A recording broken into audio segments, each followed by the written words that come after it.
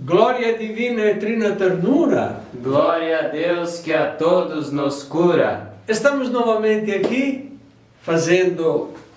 dando continuidade ao nosso tema teológico, um tema vivencial, uma teologia encarnada. Nós temos como lema, como Jesus no último lugar.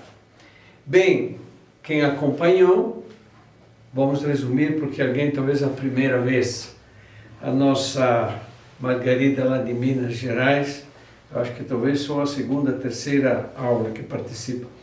Nós iniciamos assim: o cristianismo é uma revelação. Revelar, tirar o véu. Isso significa que não é uma iniciativa do homem, não é a procura, o homem procura Deus, é Deus que nos procurou e se revelou, né? Totalmente diferente de outras religiões. Bem, baseado num texto famosíssimo deste convertido francês, Carlos de Jesus, que se caracterizou como São Francisco, de se conformar à vida de Jesus. Como Jesus. És então, como Jesus, quero ficar no último lugar. Como Jesus no último lugar. Veja, nós estamos sempre na contramão. Todos vão no sentido, o cristão tem que ir no sentido contrário. Quando você vê que todos vão na mesma direção, desconfie. Vamos na contramão. Bem, vamos pedir a Nossa Senhora que nos acompanhe.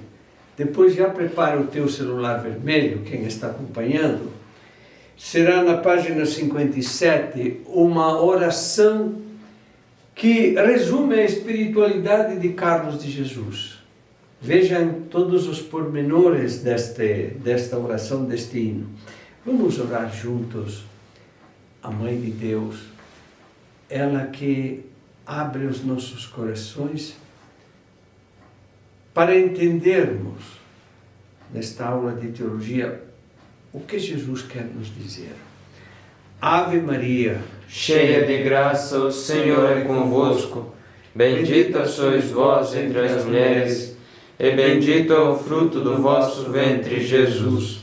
Santa Maria, Mãe de Deus, rogai por nós, pecadores, agora e na hora de nossa morte. Amém. O lema do nosso curso de teologia é como Jesus no último lugar. Jesus se encarnou, foi concebido no seio de Maria, se tornou um embrião como qualquer ser humano. Jesus nasce em Belém, numa gruta abandonada. E nesta gruta ele é colocado no coxo dos animais, filho de um carpinteiro, de um marceneiro. Será que não tinha um bercinho? Certamente São José tinha feito lá em Nazaré o bercinho. Mas, pelo recenseamento que o imperador romano César Augusto, ele teve que se deslocar para Belém. É lá em Belém que Jesus nasce colocado no coxo de animais. E começa a vida de Jesus, sempre no último lugar. Ele vive, iremos ver juntos, 30 anos em Nazaré, na aldeia mais desconhecida. E é lá que vive 30 anos, e os evangelhos, iremos ver, não dizem nada, sobretudo de 18 anos, toda uma vida escondida. Bem, continuando, Jesus vive 3 anos, uma vida pública, como pregador, que termina dramaticamente com a morte e ressurreição. Jesus nos deixa, eis o sexto degrau, no último lugar. Os grandes deste mundo nos deixaram as pirâmides, os mausoléus, e Jesus, para ser lembrado em memória dele, ele nos deixou o sacramento da Eucaristia. Jesus está no último lugar, escondido. E, enfim, Jesus é exaltado por 5 vezes, por 6 vezes, sempre no último lugar. Quem se humilha será exaltado. Carlos de Jesus, iremos falar várias vezes deste convertido, não é famoso como um Dom Bosco. Dom Bosco, no enterro de Dom Bosco, tinha mais de 100 mil pessoas. No enterro de João Paulo II, tinha 3 milhões. Ele morreu assassinado, mártir, e não teve nenhuma sepultura, não teve enterro, simplesmente foi colocado naquela cova que ele mesmo já tinha preparado. Vamos tomar o nosso celular, página 57. Esta oração que nós vamos proclamar é realmente um resumo daquilo que é a espiritualidade dele. Vamos proclamar juntos. Amar como ele nos amou, e por amor escolher o último lugar, ser pobre e servo, irmão de Jesus, procurar como ele a vida escondida, e por amor partir para onde o Espírito chama, e ser somente um viajante, passando na noite. Orar longamente o bem-amado, e por amor abrir-se ao maior silêncio. Adorar Jesus Salvador na Eucaristia. Levar o Evangelho aos famintos, e por amor colher todas as palavras de um povo onde o Verbo também habita e germina sem ruído. Dar até ao fim a sua vida oferecida, e por amor morrer oferecendo ao Pai o abandono que jorrou de um coração livre ao infinito. Vocês observaram nesta oração, em todas as estrofes tem a palavra por amor. Só tem valor o que é feito por amor, é o que nós iremos, já repetimos, já falamos, mas iremos repetir muitas vezes, por amor. Fazer as coisas por amor. Bem, meus queridos, Carlos de Jesus, a conversão dele, já temos lembrado, mas quem é a primeira vez que participa, é bom que vamos reconstruir o momento da conversão. Carlos de Jesus era um visconde de uma família nobre, e com 22 anos, por interferência de uma prima muito praticante, ele foi na igreja de Santo Agostinho, em Paris, e lá o padre Henri Ouvelin, numa inspiração de Deus, uma lírica inspiração, ele comentando Jesus em Nazaré, a vida de Jesus em Nazaré, diz: Jesus em Nazaré tomou o último lugar, último. Até hoje ninguém conseguiu tomar este último lugar, último, escondido, na maior humildade. Bem, Carlos de Jesus diz: eu quero tomar este último lugar. E baseado nesta conversão, que eu fui meditando a vida de Jesus neste enfoque, como Jesus no último lugar. Mas em especial, como Jesus no último lugar em Nazaré. na aldeia mais desconhecida. A Bíblia, no Antigo Testamento, nenhuma vez fala de Nazaré. Fala de Belém, de outras cidades, não fala de Nazaré, porque era um punhado de casas, era pouca coisa. Bem, vamos ouvir, Júnior poderia ler aqui, eu convidaria vocês a repetir, como Jesus em Nazaré. Quando você diz como Jesus em Nazaré, nós repetimos. Quer só, quer com alguns irmãos, toma por objetivo a vida de Nazaré, em tudo e por tudo, na sua simplicidade e na sua largueza. Nada de hábito, como Jesus em Nazaré. Como Jesus em Nazaré. Nada de clausura, como Jesus de Nazaré. Como Jesus em Nazaré.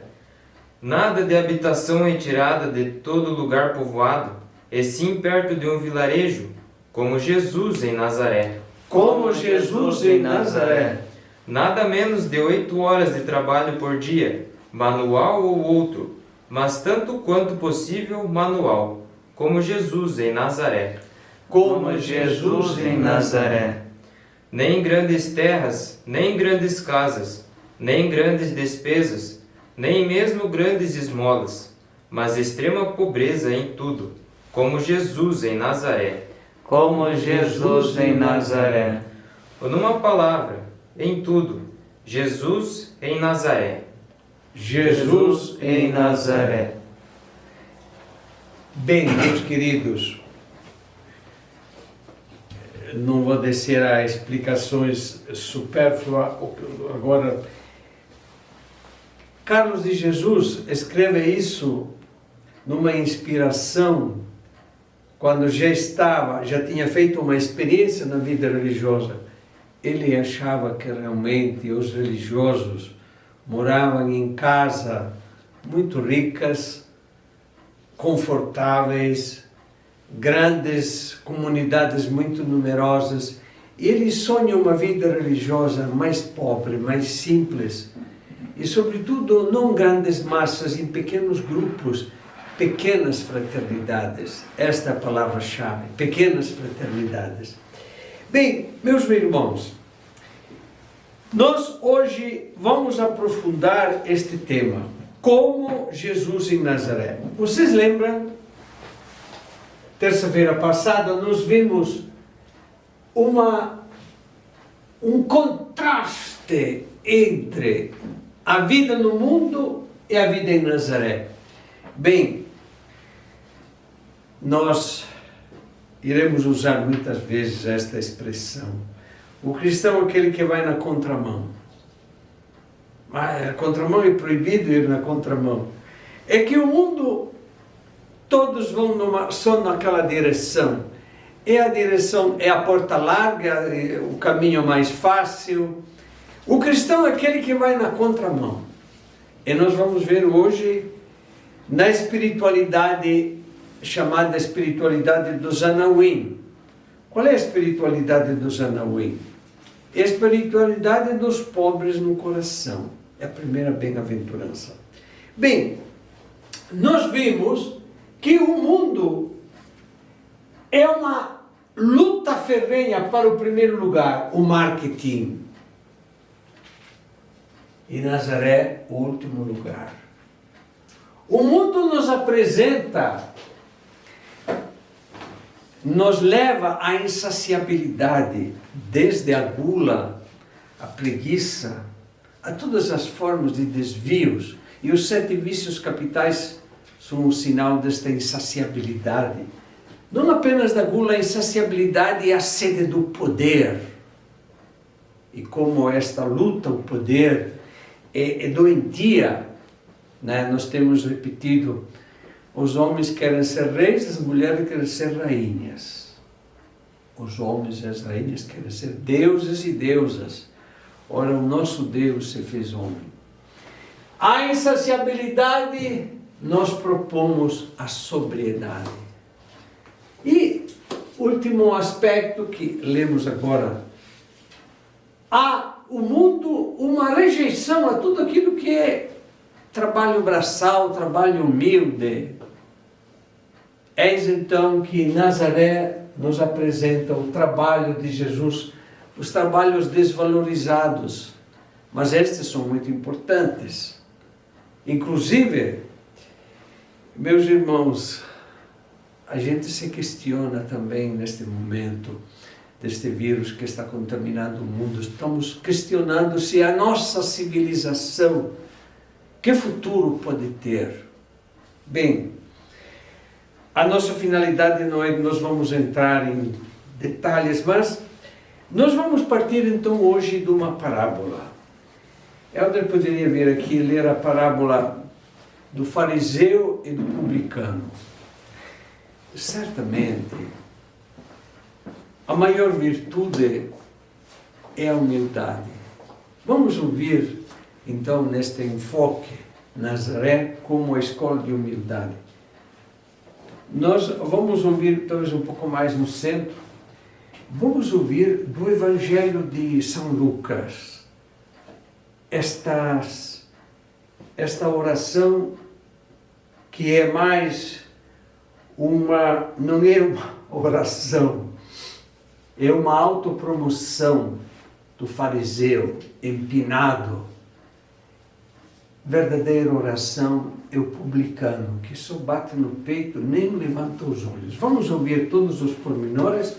São Lucas, capítulo 18. Capítulo 18. Procure na tua Bíblia, versículo 9 ao 14. 9 a 14. Ouçamos. O Senhor esteja conosco. Ele está no meio de nós. Proclamação do Evangelho de Jesus Cristo segundo São Lucas. Glória a vós, Senhor. Para alguns que confiavam em sua própria honradez e desprezavam os demais, Jesus contou-lhes esta parábola. 2 homens subiram ao templo para orar. Um era fariseu, o outro coletor. O fariseu, de pé, orava assim em voz baixa: Ó Deus, eu te dou graças, porque não sou como o resto dos homens, ladrões, injustos, adúlteros, ou como esse coletor. Jejuo 2 vezes por semana e pago dízimos de tudo que possuo. O coletor, à distância, nem sequer levantava os olhos ao céu, mas batia no peito, dizendo: Ó Deus, tende piedade deste pecador. Eu vos digo que este voltou para casa absolvido, o outro não.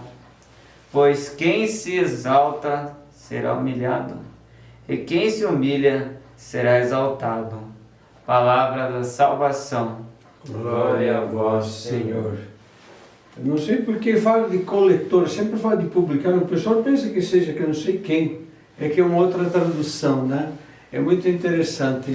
Aproveitei para dizer isso, que às vezes na Bíblia alguém diz: puxa, é tantos estádios, quantos quilômetros é? Então se dá os quilômetros, mas teria que saber 60 estádios, sabe? É muito difícil traduzir, mas em todo caso o coletor é a famosa parábola do fariseu e publicano. E publicano sempre que era coletor, então estava vendo a primeira vez que escuto esta tradução.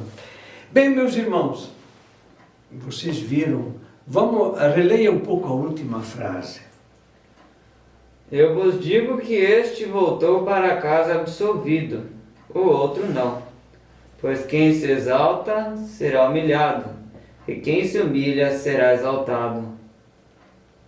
Exato. Nós por 6 vezes contemplamos Jesus no último lugar, humilhado. Quem se humilha será exaltado.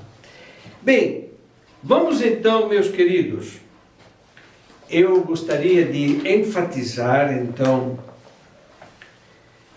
Nazaré, os 18 anos em Nazaré. Vamos acompanhar, então, eu escrevi aqui no quadro muito bem, quem quiser depois pode até, vamos colocar um pouco mais para lá, para o pessoal conseguir, às vezes tira uma fotografia, alguém me falou que para não escrever. Meus irmãos, esta é uma orientação para ler o Evangelho. O Evangelho foi escrito, foi começado da última parte da vida de Jesus. Ou seja, Pedro, o primeiro Papa que faz a primeira catequese, no dia de Pentecostes, ele resume a vida de Jesus nos 3 dias, morte e ressurreição. São 3 dias. Estes 3 dias têm um correspondente de 3 capítulos nos evangelhos. Cada evangelista dedica 3 capítulos. São João dedica até 4 capítulos. Morte e ressurreição. Este é o primeiro evangelho que foi proclamado, depois escrito. Mas certamente mais longos são os outros capítulos, mais capítulos são da vida pública de Jesus.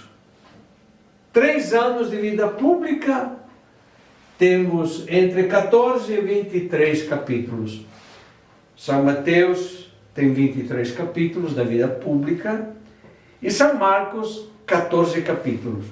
Agora, o que é chocante é que todos os católicos, os cristãos devem saber, os 18 anos que Jesus passou em Nazaré, estes 18 anos, não tem, não diga um capítulo, um versículo. Aliás, tem um versículo, diz que ele ficou em Nazaré, mas não diz quanto tempo. 18 anos, não temos nenhum relato sobre a vida de Jesus em Nazaré. Então, o que ocorreu? As pessoas são curiosas. O que Jesus fez em Nazaré? Onde é que foi? Na tua opinião, Júnior, será que ele foi para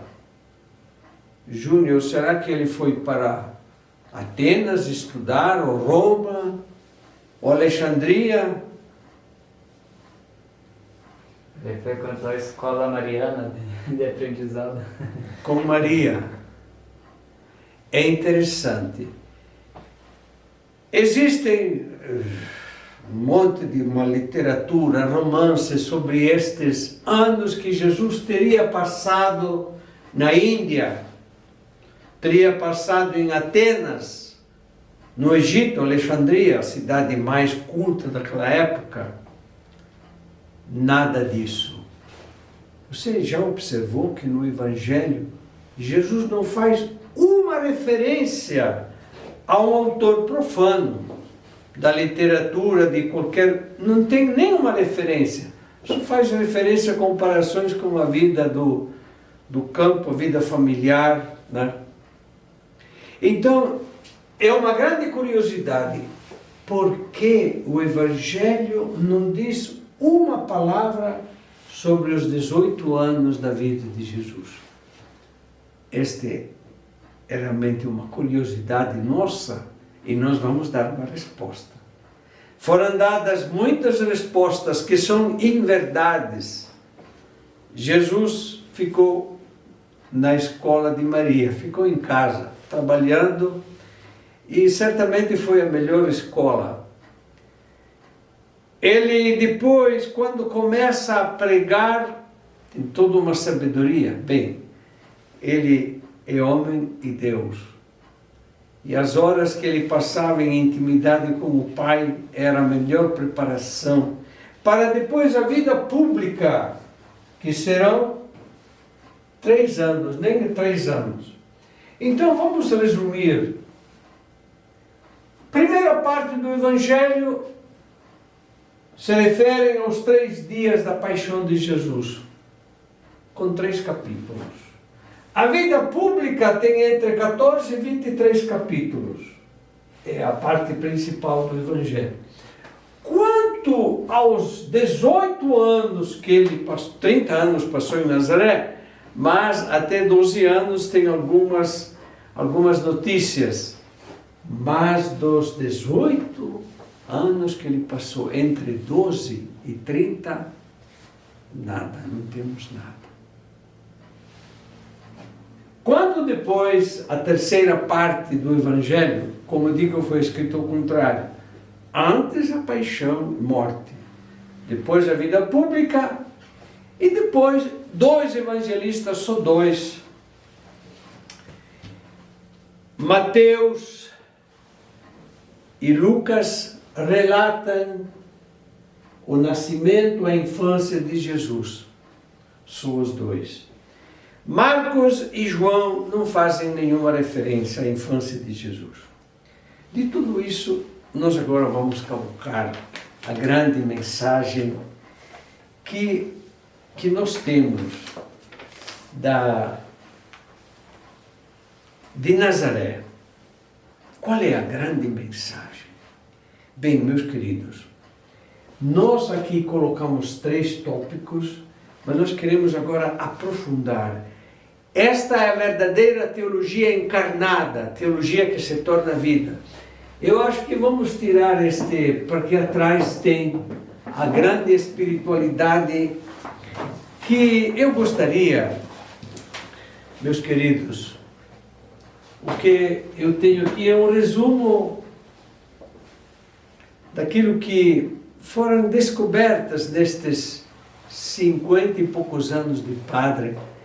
Sobre tudo isso eu aprendi com o povo, mais do que nos livros. Meus irmãos, dá para ver daqui, talvez tenha que virar um pouco. Nós usamos nos nossos encontros e também aqui neste nosso livro tem uma oração onde nós pedimos o espírito dos Anawim. Vamos aprender esta palavra, afinal temos palavras hebraicas, aleluia, hosana, amém, são todas palavras, mas esta palavra hebraica, Anawim, quem são os Anawim? Bem, Anaw seria singular, Anawim é o plural. Anawim são os pobres de coração. É claro que às vezes a pobreza, a simplicidade favorece, a riqueza é uma arapuca, mas nós temos, sempre digo, tantas pessoas ricas que têm um coração de pobre. Temos muitos. E temos também muitos que são pobres, até miseráveis, favelados, mas que têm um orgulho sem tamanho.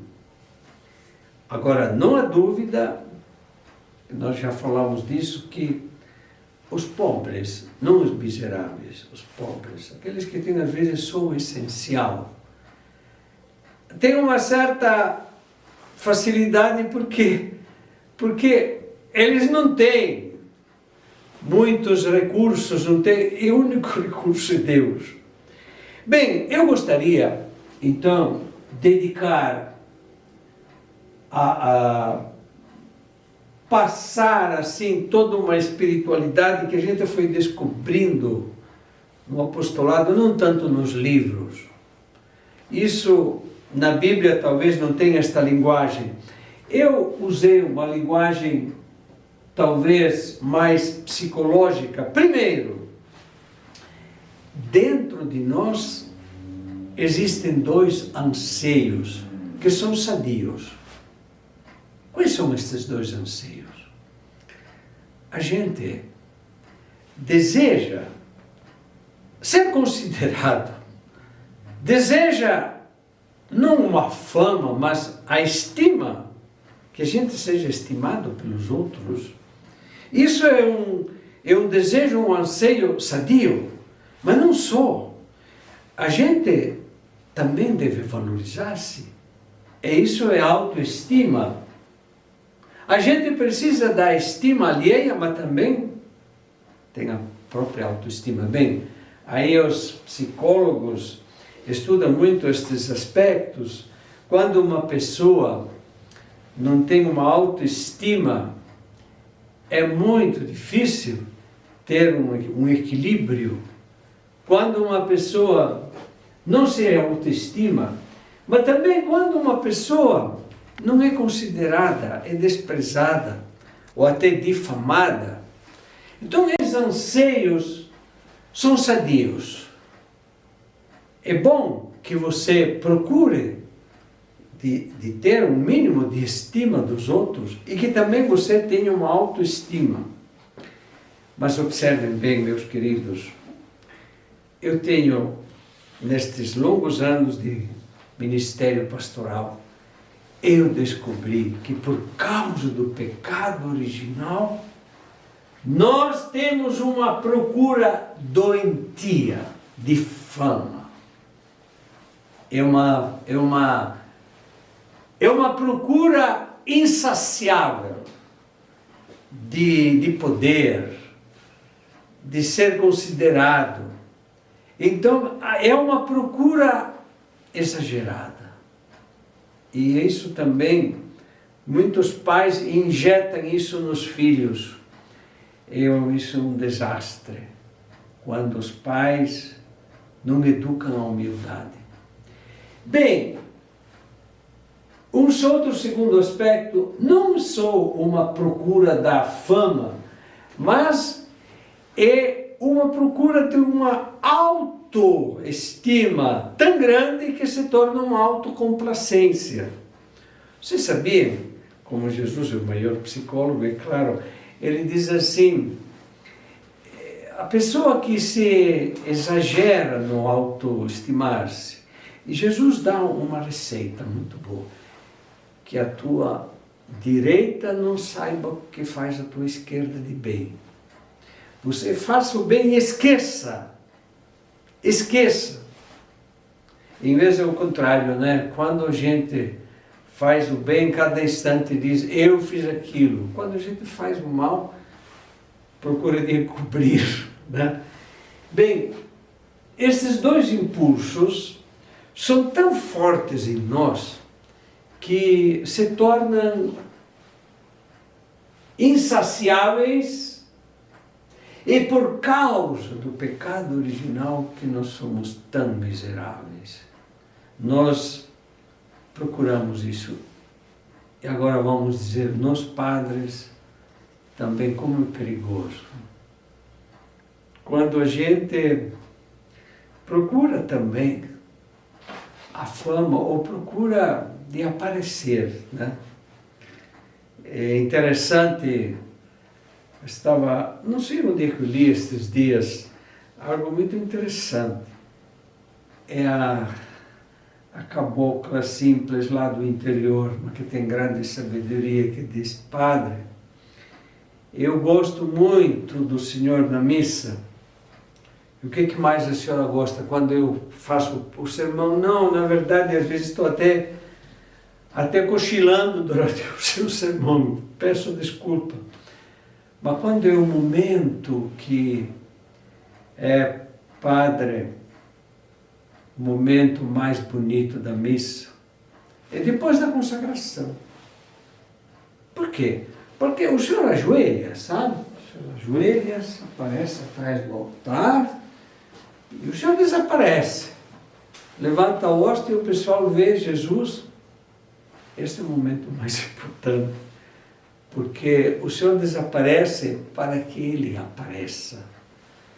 E realmente, nós padres, pastores, mas depois também políticos, pouco todos, temos esta sede doentia de aparecer.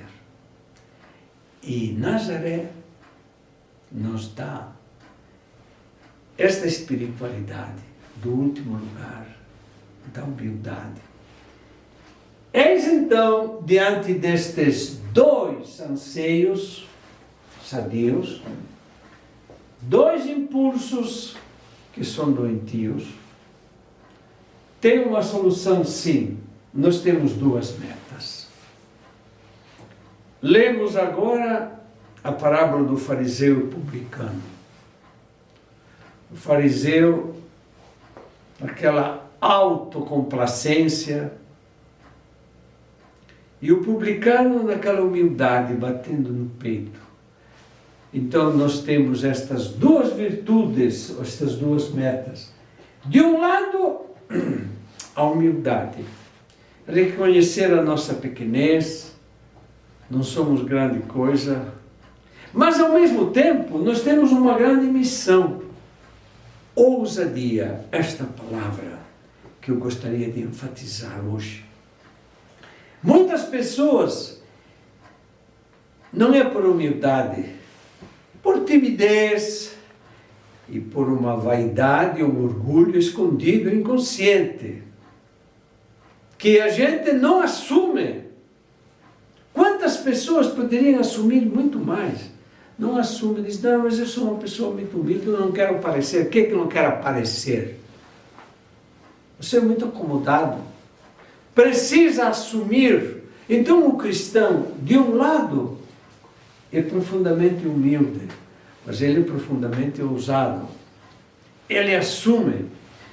E quando certas pessoas, né, aparecem humildes e dizem, não, eu não sou Zé ninguém, porque isso, aquilo, no fundo, sabe o que eles querem? Querem que você diga não.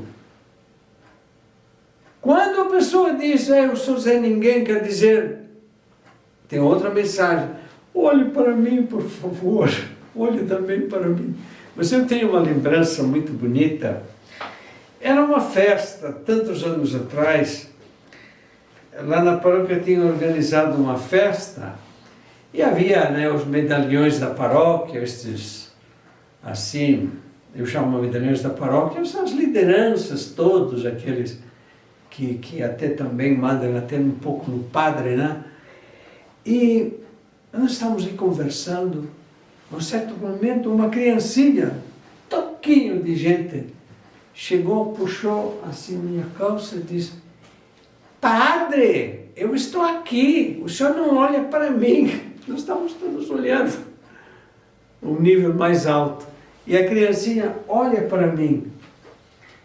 Sabe, meus irmãos, isso não era vaidade, não era orgulho, era o mínimo, né? Que ela também queria ser, a estima alheia, que a gente olhasse para ele, para ela, esta criança. É curioso, faço assim agora uma minha confissão. Eu sei que naqueles dias, num encontro do clero, eu fazia pouco tempo que estava no Brasil e uma carência afetiva, queria também ser um pouco mais considerado. Eu lembro que o arcebispo de Curitiba, Dom Pedro Fedalto, que agora está com os seus 94 anos, imagina, aquele tempo era um bispinho novo. Eu lembro que, num encontro lá de padres, o bispo dando atenção a todos, eu me aproximei, eles, logicamente, tomados por tantas preocupações, nem deu atenção para mim, né? Eu sei que, depois à noite, escreveram no meu diário, pois é, este bispo nem olha para um padre. Mas o que é isso? É uma falta também de humildade. Quantas vezes nós nos ofendemos porque a vizinha não disse um oi para nós, porque aquela outra pessoa não deu atenção. Então, eu gostaria de dizer, neste quadro, cada um veja a sua vida onde é que está. Esta é a espiritualidade dos Anauim. O Anauim tem duas grandes virtudes. De um lado, uma profunda humildade. E de outro lado, uma profunda ousadia. E como distinguir? Eis então que precisa, eu escrevi, o tempero da sabedoria. É saber ver até onde devo agir neste lado, até devo me abster. Aliás, me parece que tem um grupo de alcoólatras anônimos, não sei se vocês ouviram falar deste grupo. Alcoólatras anônimos, acho que eles têm também estes três, aliás, não é só os alcoólatras anônimos, isso entrou assim na cultura popular. Nós devemos pedir a Deus, Senhor, que eu tenha toda ousadia para assumir e mudar o que eu posso mudar. eu tenha tanta humildade em aceitar o que eu não posso mudar. E que eu tenha sabedoria para distinguir o que posso mudar daquilo que eu não posso mudar. Você que há tantos anos está casado e com a tua metade, a tua princesa ou o teu príncipe, você vê, há tantos anos está lutando. Tem coisas que não vai mudar. E outras coisas que podem mudar. E você tem possibilidade de mudar para que outro também mude. Então vocês vejam como a espiritualidade dos Anuim, baseada nestas duas virtudes, temperada por uma terceira, que é também um dom de Deus, a sabedoria, de um lado humildade, de outro lado ousadia, mas sempre com o tempero da sabedoria. Nós voltaremos a isso. Isso é apenas um início da espiritualidade dos Anuim. Eu posso dizer a vocês, meus queridos ternureiros, que estas descobertas é fruto de oração, de meditação. Vocês viram que nós só citamos uma parábola, mas a gente poderia, aqui na Bíblia Sagrada, fundamentar isso. Tem um monte de outras parábolas que completam isso. Citei justamente que a tua mão direita não sabe o que faz a tua esquerda. Quem se humilha será exaltado, quem se exalta será humilhado, né? E não sei se alguém tem alguma... Vamos ler alguma coisa também para você um pouco participar, não sou eu que devo falar. Poderia ler bem forte. Primeiro tem um comentário da Margarete sobre o Evangelho, né? Sim. Ela diz assim: quantas vezes nos colocamos no lugar do fariseu em nosso trabalho, em nossos lares e na própria igreja, e esquecemos que viemos a este mundo para ser sal e não juízes. É uma boa consideração. Obrigado, Margarete, pela tua colaboração. Tem uma pergunta do Eduardinho. Eduardo Vieira. Então, se caso eu virar jogador de futebol profissional e talvez por trabalho meu e honesto ficar rico, vai ser pecado? Eu acho que não, pois se eu for, quero ser cristão. Me diz, padre, como a gente nunca esquecer do próximo e sempre ajudar, independente de ser rico ou não?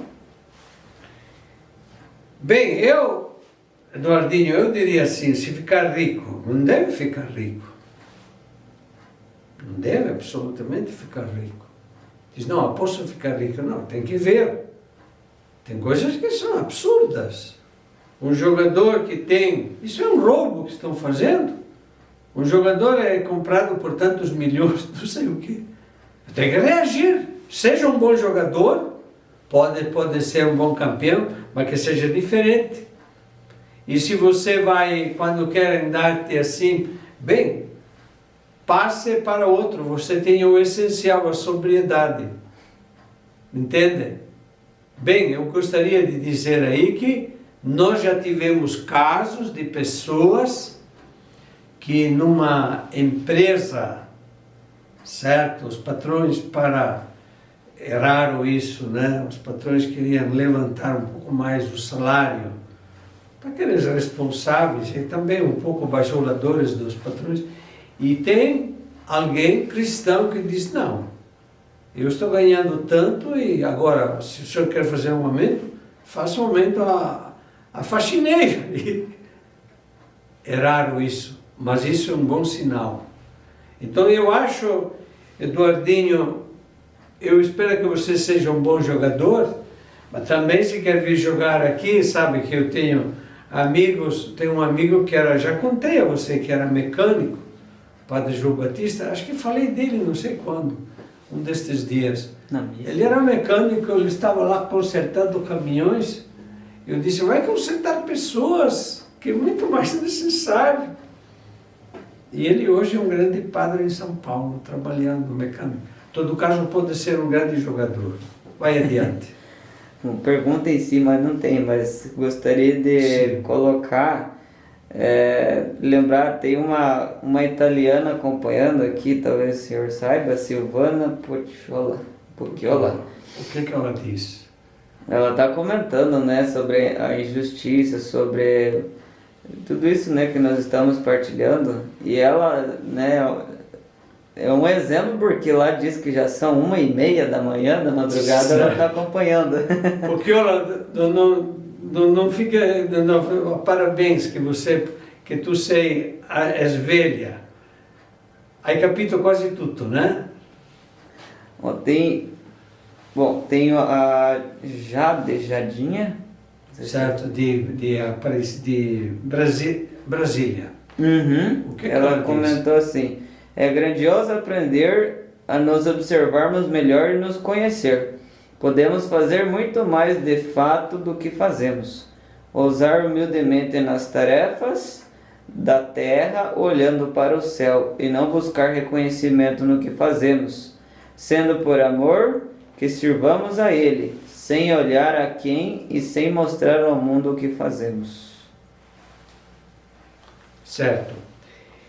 Bem, nós temos ainda, tem tantos, mas eu gostaria de nesta espiritualidade de Nazaré, de enfatizar estes 3 tópicos, né? Eu tenho notado aqui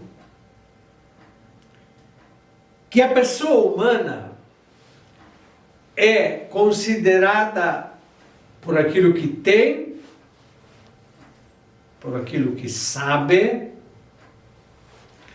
até às vezes também pela história que tem, talvez pelos... né, o Carlos de Foucault era visconde, mas ele não considerava absolutamente isso no momento que se converteu. A tal ponto, coloca aqui Carlos de Foucault, que é muito importante. Bem, eu gostaria de apresentar este aspecto da profunda humildade de Carlos de Foucault. Carlos de Foucault, Carlos de Jesus, que está tendo agora um monte de biografias, né? Nós lemos agora esta aqui, são meditações. Carlos de Foucault, quando se converteu, teve uma pressão de algumas madres superioras que pensavam assim: puxa, é bom que ele seja padre. Você já pensou para a Igreja Católica também? Um visconde que se converte e se torna padre também é importante. E fizeram uma pressão para que ele fosse padre, mas ele não aceitava.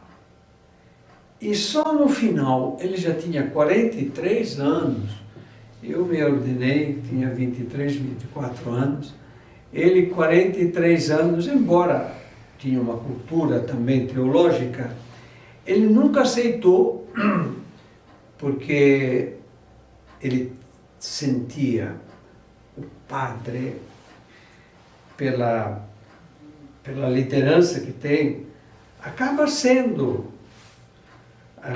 se projetando e deixa o último lugar para entrar no primeiro lugar. Quase obsessivo em querer estar no último lugar, ele nunca teria aceitado de ser padre. E só, já com 43 anos, ele foi ordenado padre. E fazer o quê? Não. Ele assumiu o último lugar. Ele tinha 2 opções.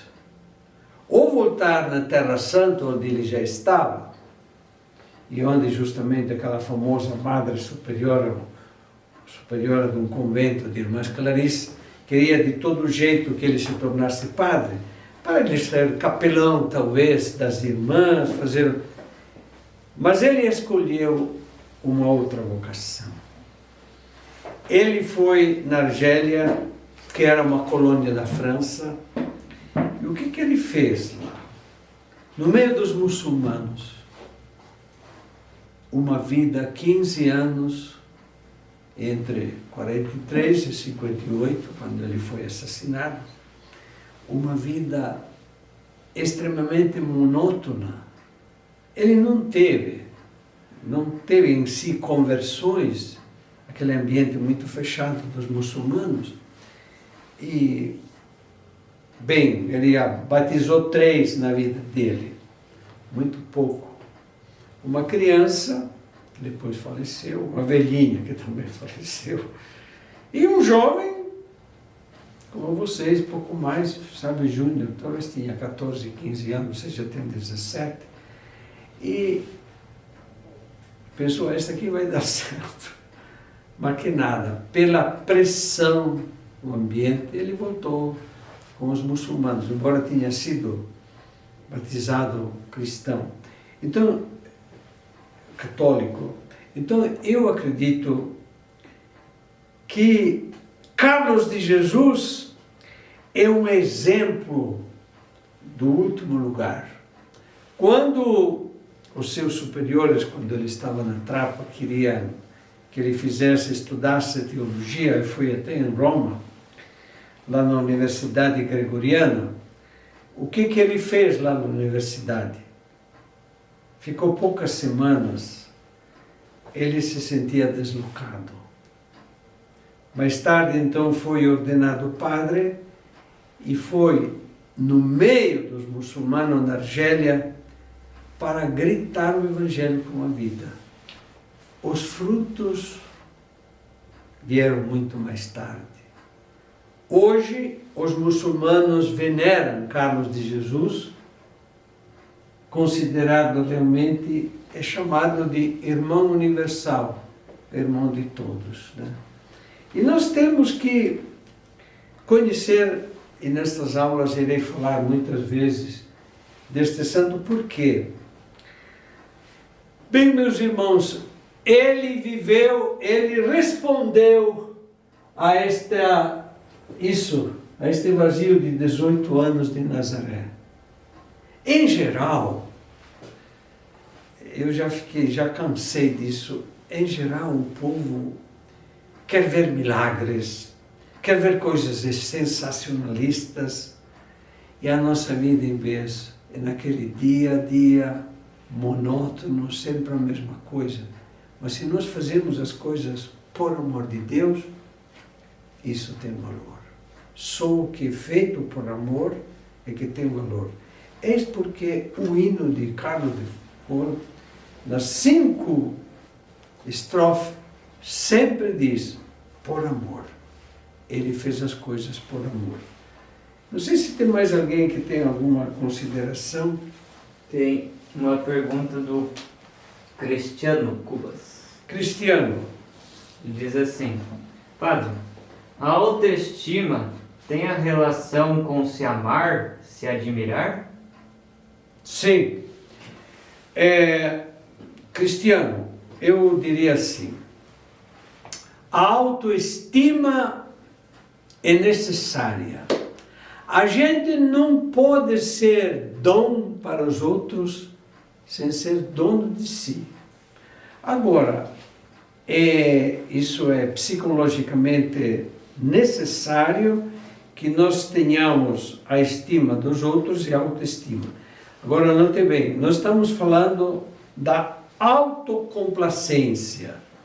Quando a pessoa fica assim, se espelhando, tendo aquela complacência de si mesmo.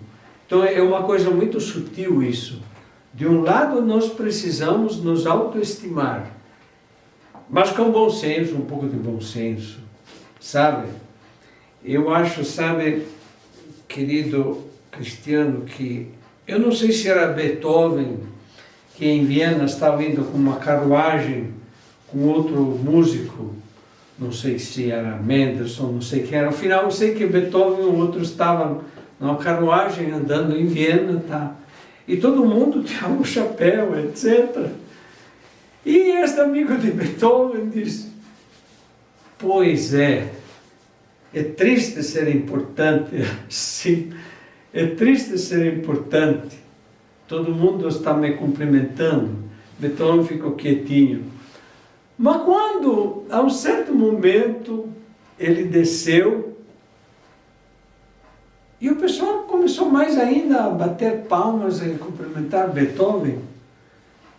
Este amigo de Beethoven, este músico, ficou profundamente frustrado. É como a história do burrinho, né? O burrinho, você lembra, Cristiano, que o burrinho foi em Jerusalém carregando Jesus. E todo mundo batendo palmas, bendito que venha em nome do Senhor.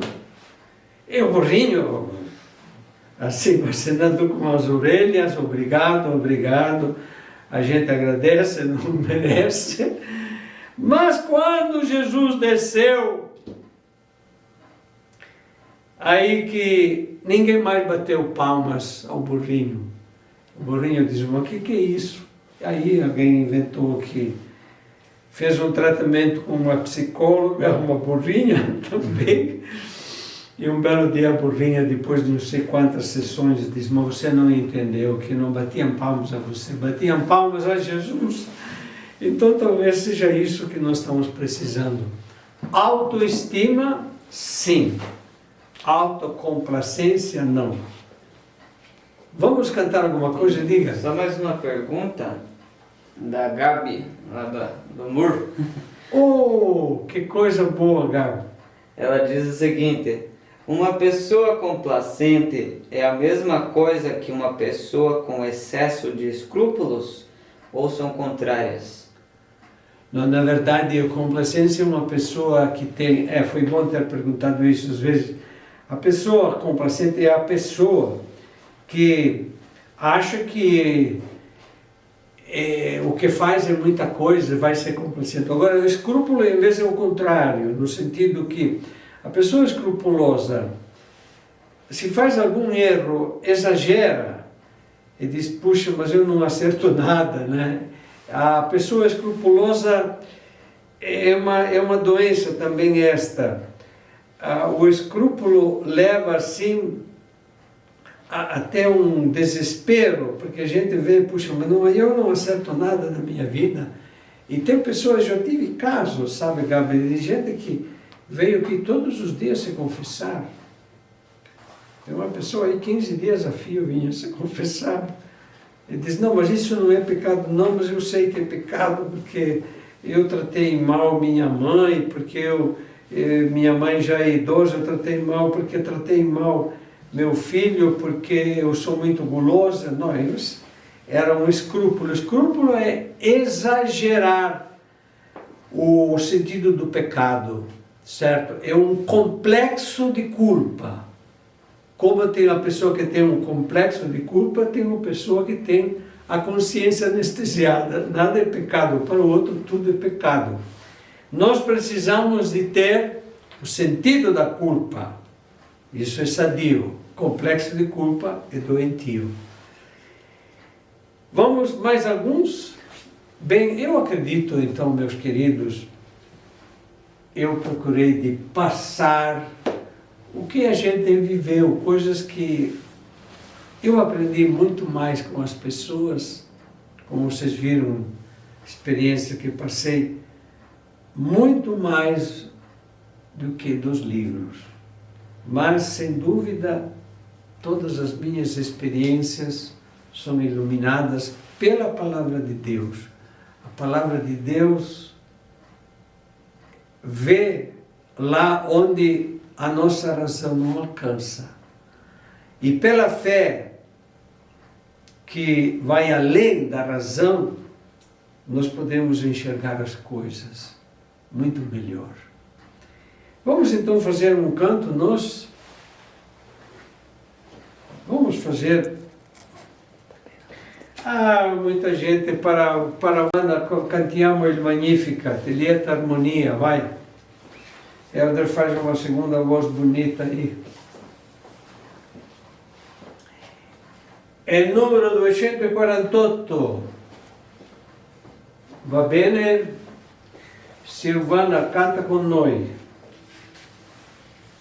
248. Tu che conosci la spiritualità di Don Bosco, mi faceva cantare perché una comunità che non canta è una comunità triste. Noi cantiamo allora. La, la, la, la, la, la, la. Lieta armonia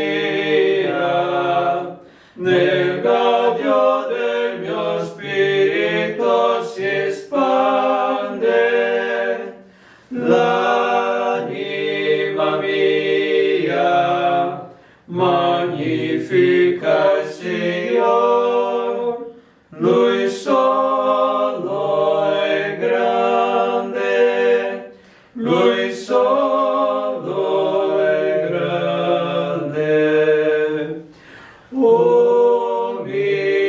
Ancella, degno di riguardarmi dal suo trono, e grande e bella mi fece il Creator, Lui solo è buono, Lui solo è buono.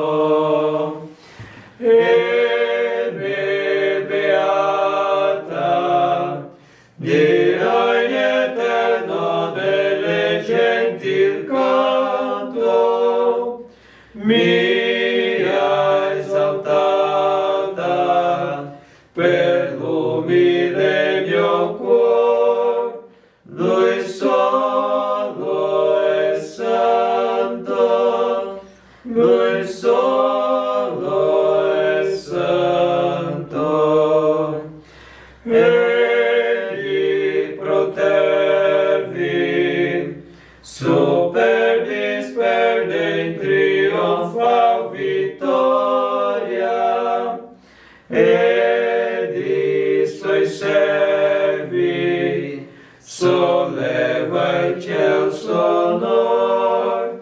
A Dio sia gloria, a Dio sia gloria. Amanhã, 6h30, a Santa Missa. Amanhã, 6h30, a Santa Missa. Silvana Pocchiolo também, se vuoi partecipare, alle 11:30. Alle 11:30 tu già sei in piedi, né? E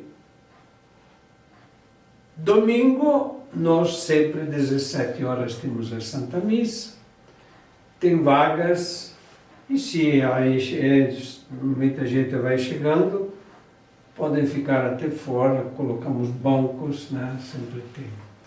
O Senhor esteja convosco. Ele está no meio de nós. Pela imposição das minhas mãos, pelo ministério da Igreja, por intercessão de Nossa Senhora, o Deus de toda ternura nos guarde e nos proteja, em nome do Pai, do Filho e do Espírito Santo. Amém. Muito obrigado pela vossa atenção. Vamos em paz, o Senhor nos acompanhe. Graças a Deus. Ave, amém. Aleluia.